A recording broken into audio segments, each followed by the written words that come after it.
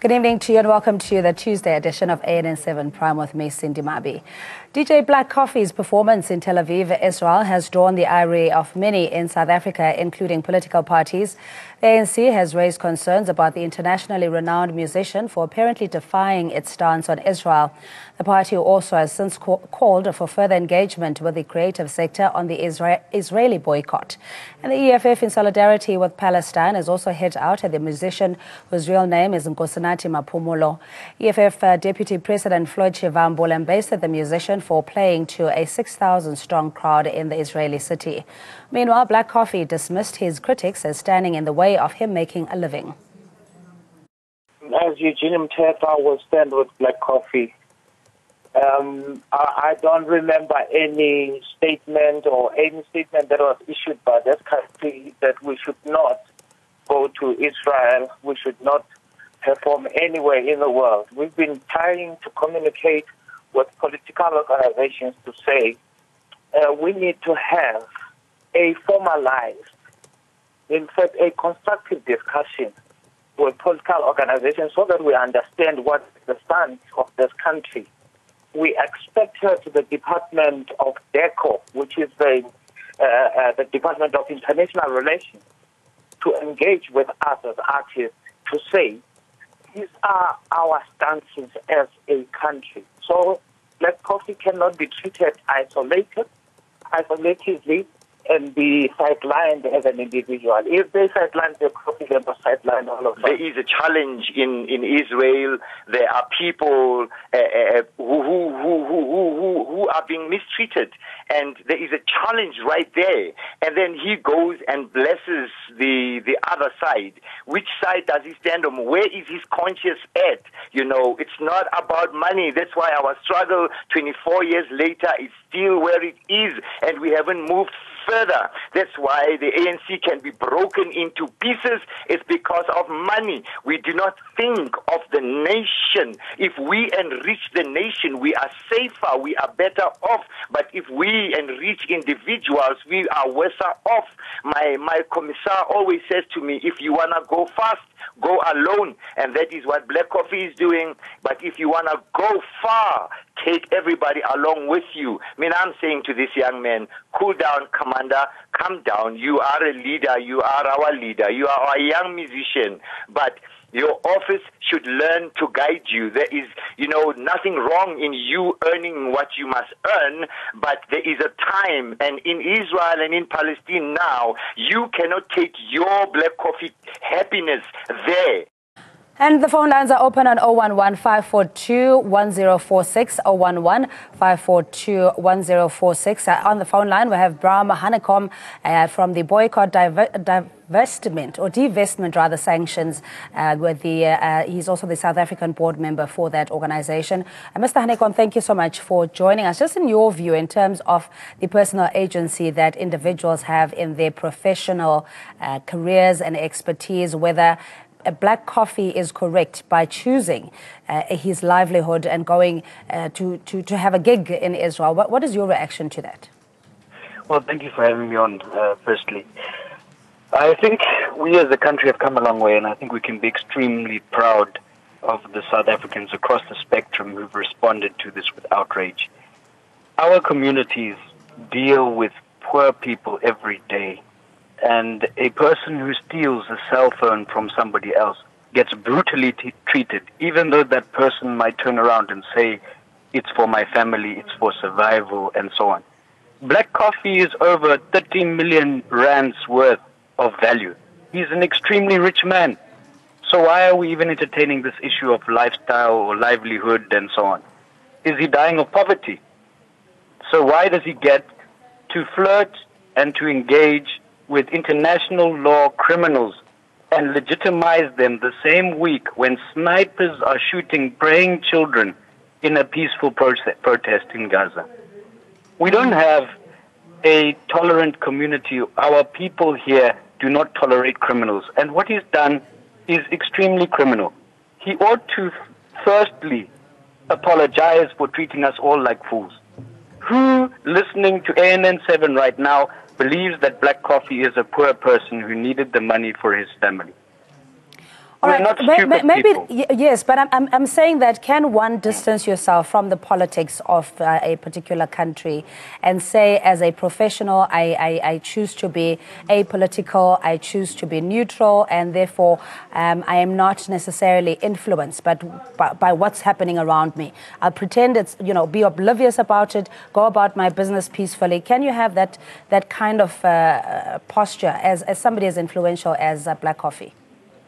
I think that when you're a musician or a business person or a politician or anybody for that matter, you have a choice, a moral choice to make. Do you sit with criminals? Do you sit with rapists, murderers? Do you sit with an apartheid government? Do you stand in apartheid South Africa, for example, and perform when the world, including international artists like Royal, she is much bigger than Black Coffee, and she cancelled her trip to Israel because she understood that it was wrong to perform there. She lost money in cancelling that trip. Now, if international artists of such a high standing, and if lower, lesser-known artists that we know of here in South Africa, who are not as wealthy or as big a deal as Black Coffee, have taken principled positions not to perform in Israel, how does Black Coffee claim that it is not political for him to have gone and even tweeted about and made it seem like a wonderful thing to go to the apartheid state of Israel? He is legitimizing criminals. He's legitimizing a government that the international community is increasingly standing up to, and the world is beginning to acknowledge left, right, and center that Israel's government is violating international law. They sterilized Ethiopian black women without their permission. They sterilized them. They're about to deport 20,000 legitimate asylum seekers and refugees because they're black. Now, how does a person who ironically calls himself Black Coffee go and perform there and then claim that he has no responsibility to the people of South Africa, to our values, to our morals? But he takes our money when we listen to his music, when we buy his albums, when we fill his concerts. He takes our money.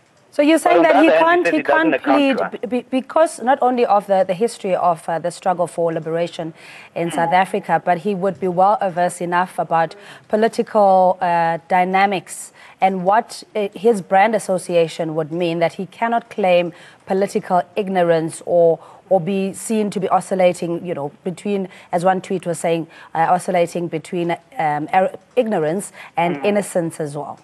No, absolutely, and it's not a political issue. It is not a religious issue. It's a human rights issue. Israel shot with snipers children under the age of 17 last week while he was playing in some gig and saying how fun and wonderful it is to be in Israel. They were murdering children. That's not political. That's human rights. That's our morality. It's not an issue that can be dismissed as mere politics. It's good to see the EFF talking about it. It's great to see the ANC statement today. It's great to see the ANC reiterating their position to downgrade immediately and unconditionally the SA embassy in Israel. We are increasingly as a country standing up to the apartheid state of Israel, but then we have people like Black Coffee who embarrass our country. The freedoms that we enjoy, and also the fact that it's hard fought for, it comes with responsibility, that if somebody like a Black Coffee makes the conscious decision to sign a contract for a gig in Tel Aviv, which we know that the political stance is anti-Israel, or at least for the coexistence of Palestine or to be self-sufficient. Negotiations are still ongoing since as old as the hills.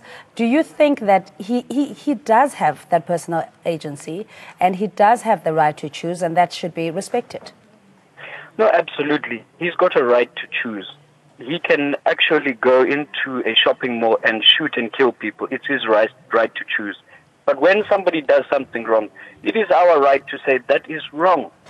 Now, for him to go and legitimize an illegitimate regime, to legitimize a white racist government that is mimicking what we did in South Africa when we were an apartheid country, oppressing black people and people of color, he can be criticized, and in fact, he should be held to account. It cannot be that we hold our hands up and say anybody can choose to stand anywhere. He's a public figure. because he's famous, because he's a public figure. He's extremely wealthy because he takes our money, because he gets marketing and advertising deals like with Hunters and all these other companies. He gets that money because he's famous. That means he has a responsibility. Mr. Hanekom, please stay on the line. We also have a caller, Rachel in Pretoria. Good evening to you, and thanks so much for joining us. And what's your perspective or comment or question? Hi. Hi. I'm just, I'm just thinking that your views on that is very, very one-sided about Israel. You know, it's not fair. You know, Israel helped these people. You mean they rescued black Jews out of Africa where they were going to be massacred at Entebbe. You must listen to your history. You know, all right, I'll get our panelists to history. respond. Mr. Hanekom, Rachel, our caller, saying that your views are very one-sided against Israel. We also have Clive Mashinini from the South African Friends of Israel who respond to that. We'll go with you first, Mr. Hanekom. Thank you so much. I think that I challenge the caller or anybody to tell me how many people died in the last 2 weeks who were Israeli and how many people died in the last 2 weeks who were Palestinian. When you see 1,500 people shot and injured, when you see over 17 people, including children, killed and no Israelis injured, then you cannot say it's a just issue or a fight or a clash. It's murderous. People were praying. The videos are there. People praying and being shot while they're praying. Disgraceful. And I think the caller should probably Google or look inward and ask whether she actually supports murder. All right, just stay with us. Mr. Mashinini, good evening and welcome. Just your response to how we ought to take into cognizance the different views, because although there's a political stance that is pro-coexistence with the Palestinian, we know that they're extremists on either side as well. How do you respond to the caller? Okay, afternoon. Good afternoon. Firstly, I'd like to send my respects to the Mandela family about the loss of our mother, Mama Winnie Mandela. About the issue about Black Coffee visiting Israel and playing in Israel. I think Black Coffee is a businessman. He's free to practice everything that he wants to do. Even if he wants to go and play in Gaza or in Palestine, he has the freedom to do that. We can't dictate that he needs to go where to play and everything. I think every artist belongs to an association or organization, so they have their own policies and everything. It is not us who are supposed to say where you need to go and play and where. So I think we need to think about this very clearly. We have artists, they perform, they get booked. If we don't like someone, we can't say you can't go this place and play. So I think it is his freedom to go and play wherever he likes to play. Mr. Hanekom, your view on that, South African Friends of Israel, Clive Mashinini, also taking a more neutral stance on this side, saying that ultimately it is just a commercial business transaction, that he ought to be able to exercise that right. It's hard to respond to somebody who is employed by that organization that Clive is from. If somebody is employed as a propagandist to promote confusion, to claim something's complicated when it's not. I repeat my question. Maybe Clive, in his wisdom, can respond to the number of people just in the last 2 weeks who were killed who were Israeli versus the Palestinians. It is a complete one-sided massacre. There's nothing confusing about it. When it comes to artists playing in apartheid Israel, I think Clive could maybe elaborate on his view on what it was in apartheid South Africa when the global musicians and the global community stopped playing in apartheid South Africa to show solidarity and to isolate apartheid South Africa. Maybe Clive disagrees with that method. That's all I can say to that issue of Clive. All right, just stay on the line. I think my producer, because I just heard your voice in my ear, Mr. Hanekom, so I didn't get the instruction. I apologize to the caller. I'm not sure if it's Joel that's calling. Good evening to you. Good evening to you. Hi, how are you? I'm very well. I'm just watching the news about having an attack on Israel, but I feel that there's just a whole lot of ignorance that's going on there because people don't have a true understanding what Israel is about. Israel, there are 20% Palestinians that live very happily in Israel. The problem with the Gaza Strip is that it is run and owned by the Hamas terrorist group. All the financing, all the monies that go in there goes to the terrorist group. Israel has made it very clear. Let them denounce terrorism, and Israel will give them everything that they want. They will rebuild that city. They will rebuild the Gaza Strip. They will do all of those things. But until there is terrorism, there is no such thing as racism about the Israeli people. They are God's people. That is the promised land. The promised land. There's nothing you're going to do against Israel that isn't meant to be, because that is God's country. That is God's people. And unfortunately, people are talking without knowledge. And that is the problem we're having in this country. The education system is a total collapse. And people get fed total, absolute nonsense about apartheid in Israel, which does not exist. Yeah. Gerald and Bolito, thank you so much for your call. We'll get Mr. Hanekom to respond to that. Your response to the caller?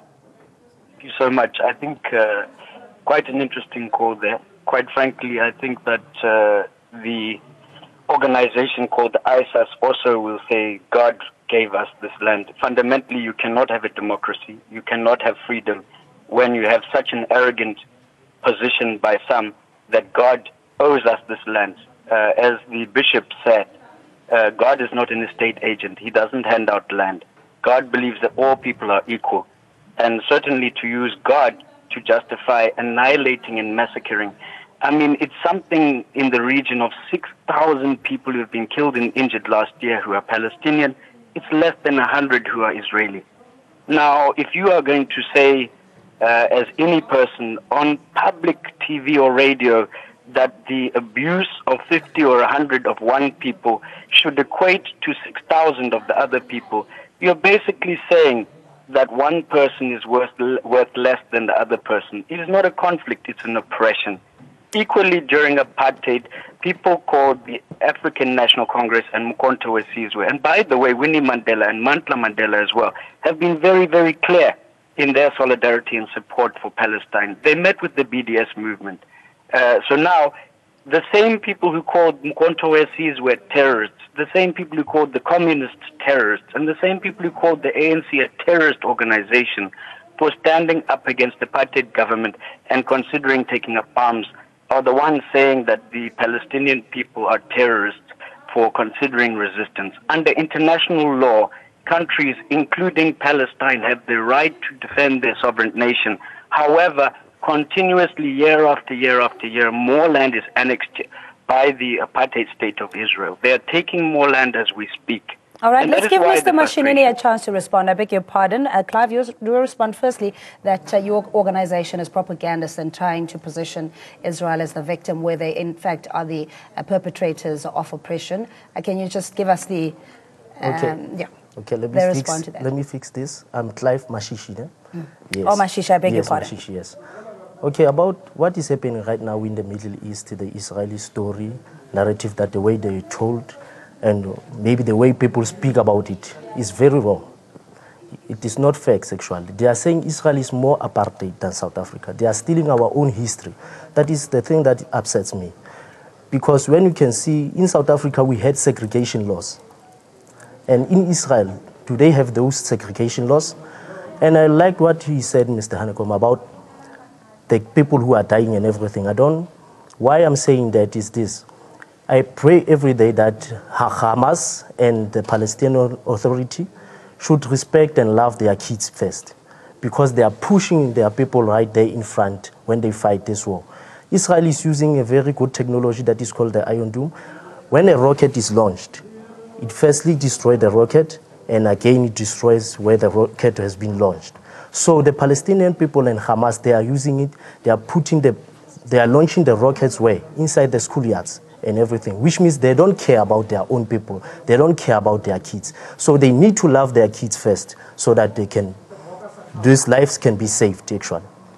All right, a different dynamic there. We'll come to you again, Mr. Hanekom. I have Danisa from Malalela. Good evening to you and thanks for calling. Danisa, what's your view? My view is politicians should not control musicians.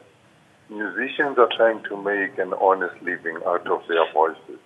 politicians are elected every 5 years. Some of them are elected by hooligans, thugs, rapists, and so on and so on. Nobody goes against them. This man is trying to make an honest living out of his voice, and you know now, from today our VAT is up and everything is up. He's trying to make a living to bring up his children. Politicians might attend to politics with the politicians. They must engage Israel themselves, engage the Palestinians themselves, and then sort their things out there, not involve the politicians. That's not their terrain. Politicians are not there to judge who is right. Musicians are not there to judge who's wrong or right, who's doing what. All they do is make a living, honest living, make those people who want to listen to him and pay for him honestly. So they must just leave the musicians alone, let them go do their politics in their own terrain. Thank you. Thank you so much, Danisa, calling us from Malalela, rather. Mr. Honeycomb, your view in response to that ultimately, you know, the echelons of power or policymakers, this kind of debate should be ventilated there, and the rest of us merrily just go about our lives and our professions, and that shouldn't be disrupted because of a certain political stance a country holds. No, I'm listening to some of the calls, and I think, you know, there's clearly a prevalence of certain callers making calls with a view that seems to be pretty organized. So well done to the Israeli lobby for that. We see that's a very biased phone call. So maybe other listeners should be encouraged to call in, because we know that in South Africa, the vast majority are against the oppression of the Palestinian people by Israel. I'll respond to the previous caller. The previous caller made a point, politicians mustn't interfere with day-to-day life. I would say that's extremely ignorant and naive, because politicians are the ones who define our laws, our policy, and our international affairs. Our country can make bilateral agreements that do away or make it more stringent for visa requirements. Our politicians are elected to represent our people. They are our representatives. Like them or not, they talk on behalf of our people. When it comes to issues like being able to go sing there or do whatever one likes, I wonder whether the previous caller would also defend the likes of AfriForum, who think it's okay to display the apartheid flag in this day and age, because it's a similar school of thought that says, oh, it doesn't matter, civilians may do what they want, they can have different views. I'm afraid that there are certain lines that when they crossed, the majority of our people, like this issue here, feel a need to stand up and say, no, we like you, Black Coffee, we like your music, Black Coffee, but what you're doing there is wrong. We wish you didn't do it. We want you to change. We want you to stop legitimizing a terrible regime and rather promote human rights and solidarity like our history as people have had in this country. Mr. Honeycomb, I can reassure you that there is no orchestration of having a preference over one caller or the other. So if you're saying that the Israeli support it seems to be one-sided, that is purely because the people that decided to make the call, take the trouble to call, would have a particular view. So on our side, it's not a selection or preference of particular callers. We take them as they come. Clarify on that. Yeah. I just meant that the Israeli lobby has been good in organizing their supporters to make the phone calls. I didn't mean to question ANN7 at all. Not at all. We know ANN7 is a very independent news outlet. That's definite. Okay. Mr. Mashishi, so your view, give us how do we get to a middle ground, so that there isn't the narrative, be it pro or anti-Palestine or that would inform our viewers that this is the stance of where South Africa is at the moment and what is wrong with being pro-Palestine, for example? Okay, what I can say right now is that the thing about our politicians and everyone, they are giving our communities wrong information, actually, about supporting one person and everything. Here in South Africa, when we remember, Nelson Mandela negotiated for this democracy that we are having right now, the freedom that we are having right now. Even Israelis, they want to sit on a table with Palestinian authorities to discuss, to have a discussion, to have a negotiation about the freedom of both countries, the two-state solution. But always Palestine is refusing to go into the negotiations with Israel about that. So if one party doesn't go to negotiations, then we can't find the freedom that we are having, that we need actually. So mostly I would like to call on our politicians to speak the facts. Like the narrative that they are using right now saying Israel is more apartheid. We had Miss Israel. She's a very black, beautiful lady. So when you call Israel apartheid, then they are also using the thing about immigrants and everything, that African immigrants have been chased away in Israel. Yeah, Mr. Mashisha, I'm afraid time is up. We'll take a last caller, Mr. Gwena, calling us from Freeway Park. Good evening to you. Hello, how are you? I'm well, thank you. What's your perspective? I just want to ask Mr. Mashishi, Clive. Yes.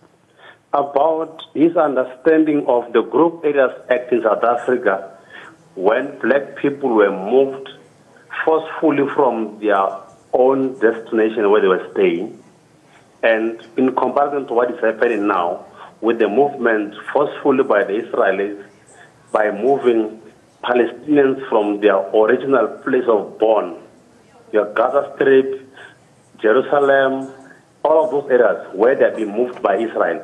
What is this comparison or his understanding of this comparison that I'm making? Because my sense is that you cannot not want to compare the same things. All right, in the interest of time, I do beg your pardon. Very briefly, Mr. Mashishi, in response. Okay, I can start here about saying Palestine is the state of Israel. Is theirs, yes. So the question, what I need to say is this. We celebrated Passover last week, and Israel was occupied by the Roman Catholic, the Roman Empire. So this thing started from back there. Israel belonged to the Jewish community. So everyone who came here, I can maybe have time one day and come and discuss about it and explain it very well, how many people occupied Israeli land. Okay. Thank you so much. Okay. I hope we can continue on social media, and I do apologize. The enemy of live television is time, but thanks indeed for engaging us. We had Bram Hanekom, a boycott, divest or divestment sections from the South African board member on the phone line, and Clive Mashishi, the South African Friends of Israel. And thanks for your calls as well. We'll be back after this.